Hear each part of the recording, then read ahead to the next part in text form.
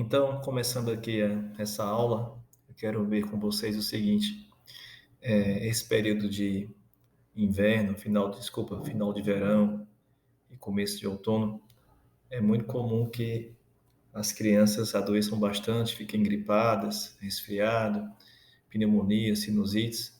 Isso tudo preocupa muito os pais e é interessante que a gente tenha as informações, né, bem claras na mente para poder fazer as melhores escolhas. Então, dito isso, vamos começar a aula e me apresentando para quem não me conhece, eu sou o Sérgio Feitosa, eu sou pediatra, pai de 3 filhos, também sou hipnoterapeuta. É importante esse tema para que a gente discuta, porque a verdade é que os hospitais, os postos de saúde estão todos lotados. As urgências estão todas lotadas com crianças com doenças respiratórias. E em casa, os impactos são muitos também. A dinâmica da família fica comprometida, as crianças faltam à escola, atrapalha o rendimento escolar, aumenta os gastos, né? Orçamentos já muito apertados para boa parte das famílias. E os pais que não dormem direito no dia seguinte acabam faltando ao trabalho porque tem que levar a criança para consultar, ou mesmo vão trabalhar com sono e não rendem, né, como poderiam e deveriam render. Isso tudo consequência das noites mal dormidas, o que afeta a todos. Então, o que fazer nesses casos, né? A gente tem que entender que a informação é a melhor forma de prevenção e começando a entrar mais no tema da aula, o primeiro entendimento é que nem tudo é gripe. É necessário entender que alguns conceitos, né, sobre as doenças mais comuns dessa época devem fazer parte do nosso conhecimento para que a gente saiba, né, saber o que é uma coisa ou o que vem a ser outra e a partir daí fazer as melhores escolhas. Gripe é uma doença causada pelo vírus influenza e os sintomas da gripe de verdade são muito bem definidos. A criança com gripe tem febre, tosse ou dor de garganta, tem dor de cabeça e ou dores pelo corpo. Então, se não tem febre, é muito provável que não seja gripe. Se não tem tosse ou dor de garganta, da mesma maneira. Se não tem dor de cabeça ou dores pelo corpo, também o diagnóstico de gripe é improvável. É muito comum que as pessoas cheguem para mim no consultório relatando que seus filhos estão gripados. E aí, durante a anamnese, a constatação é que o único sintoma, sinal que a criança apresenta é a coriza, o narizinho escorrendo. Isso não é gripe. Isso pode ser qualquer outra coisa, mas gripe não é.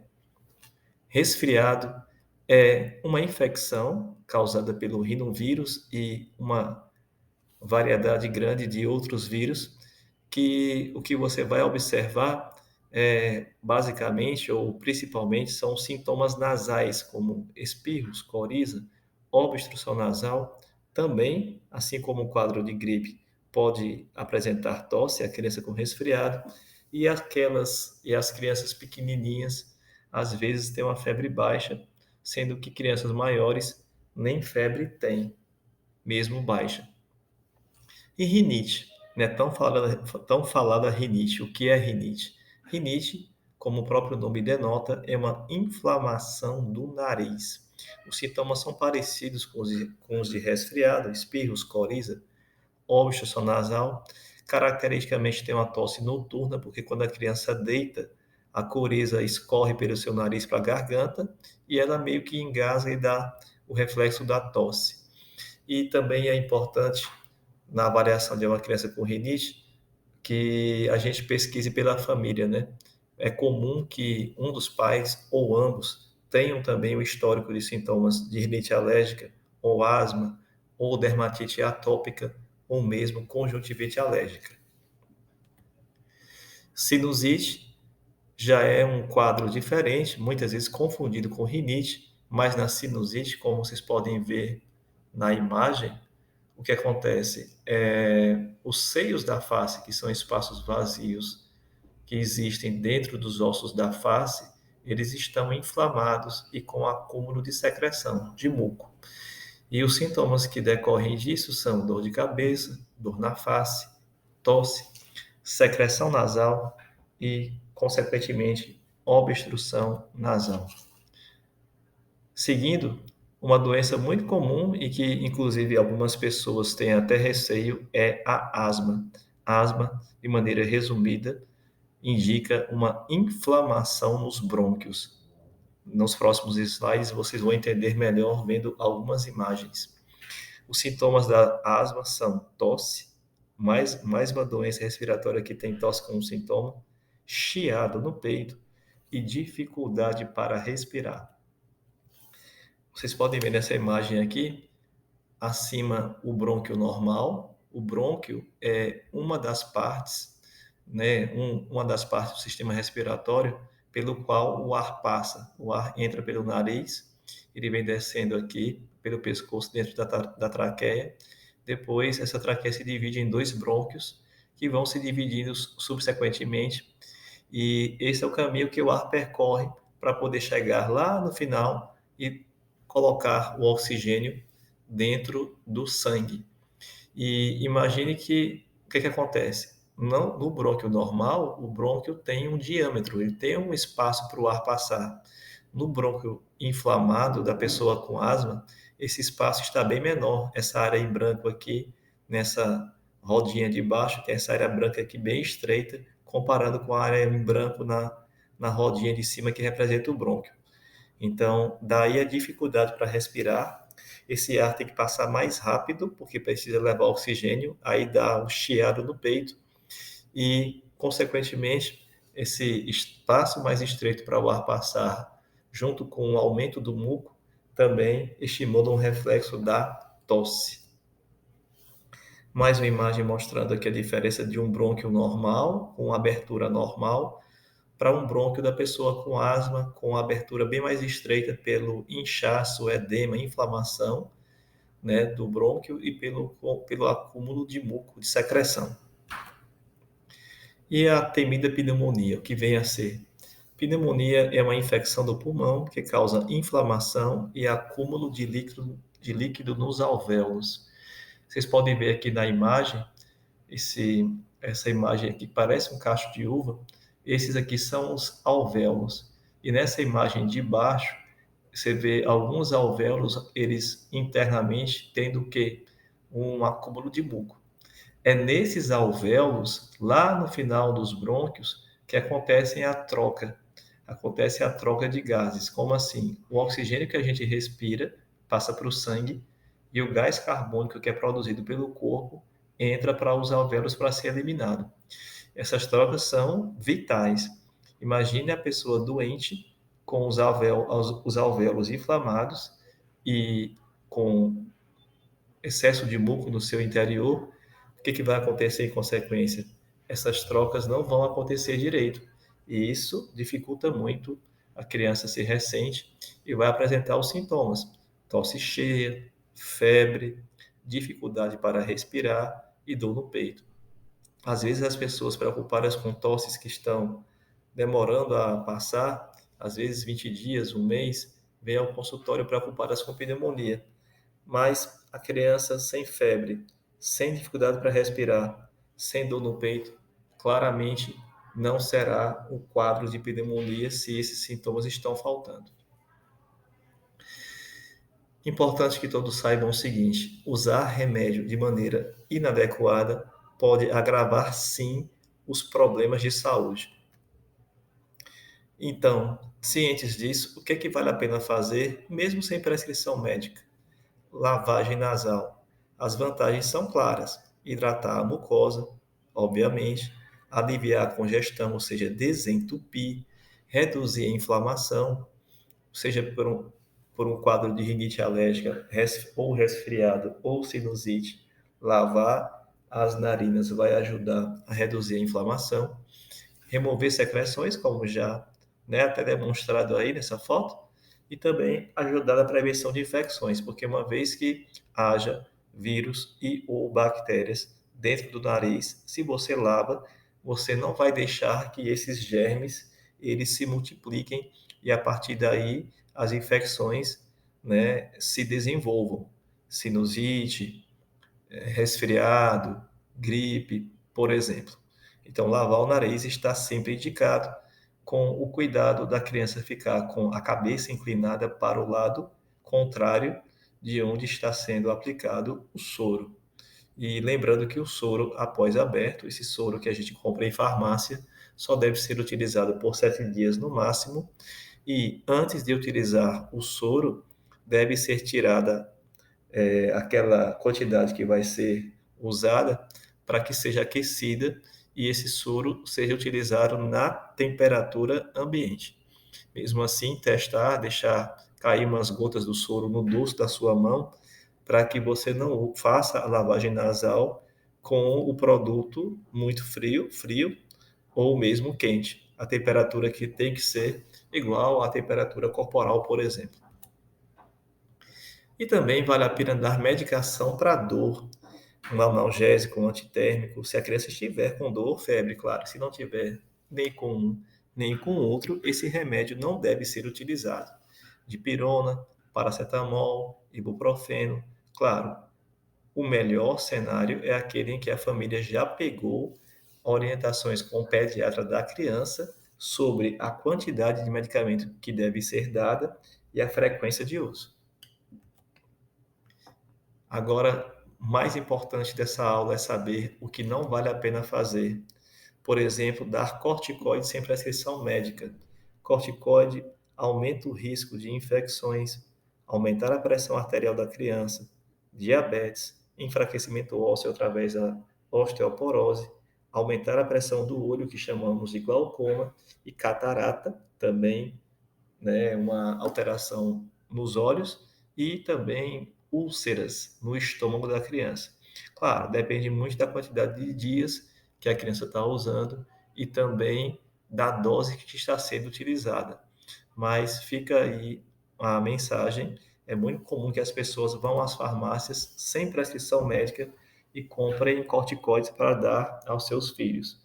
Eu vejo, por exemplo, casos em que a criança complicou o quadro, que era inicialmente um resfriado ou gripe, e a partir daí o uso de corticoide de maneira indiscriminada contribuiu para que houvesse uma evolução para uma sinusite bacteriana ou mesmo uma pneumonia.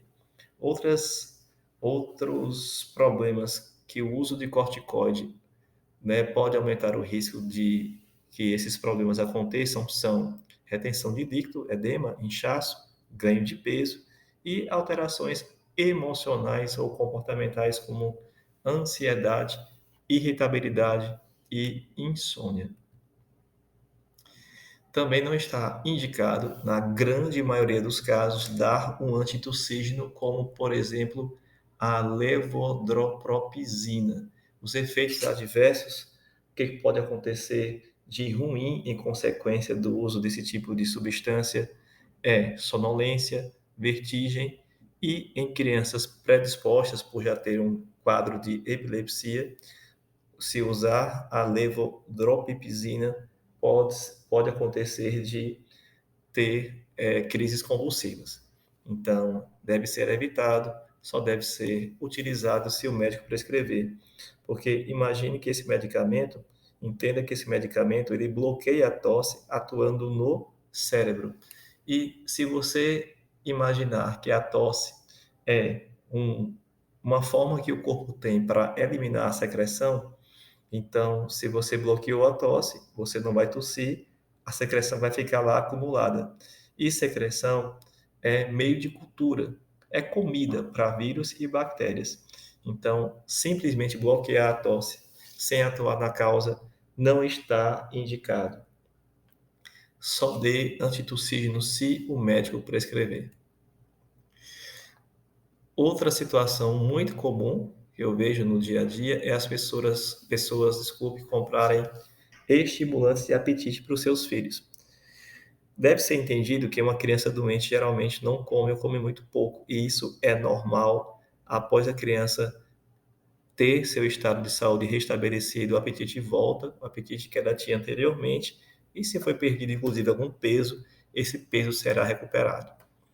Então, não deve ser dado nem no cenário de uma criança doente e nem no cenário dela estar saudável, porque são medicações que trazem muitos efeitos adversos, como sonolência, sedação, aumento de peso futuramente e constipação intestinal. E em alguns casos, até mesmo delírios, a criança começar a ver situações, a ouvir coisas que não existem. Antibiótico sem prescrição médica é um grande erro. Nós estamos vivendo uma realidade em que cada vez mais surgem bactérias multiresistentes, causando muitas mortes pelo mundo, porque de tanto ser usado antibiótico de maneira indiscriminada, seja pela população e até mesmo pelos médicos. Os médicos também falham nesse aspecto, claro que falham bem menos do que um leigo. O que a gente tem observado com o passar do tempo é aumento de resistência antibiótica das bactérias aos antibióticos. Então, não usar sem prescrição médica. Não é uma decisão simples saber se a criança vai precisar de antibiótico ou não. Tem que ser feito um diagnóstico do que a criança realmente tem em termos de doença, e isso é competência do médico, porque tem formação teórica e vivência prática nesse sentido. E a partir daí, uma vez sabido o diagnóstico, definir se há necessidade de antibiótico, sim ou não. Depois, qual é o antibiótico? Outro ponto, que dose?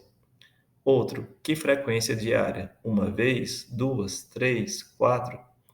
E, finalmente, a duração do tratamento. Então, veja que não é um processo simples, são múltiplas variáveis que influenciam na decisão. Então, não dê antibióticos para os seus filhos sem prescrição médica, até porque pode aumentar o risco de infecção por fungos. A situação mais comum é monidíase oral, candidíase oral, conhecida popularmente como sapinho ou mofo na boca, além das reações alérgicas. Aí vem a pergunta, né?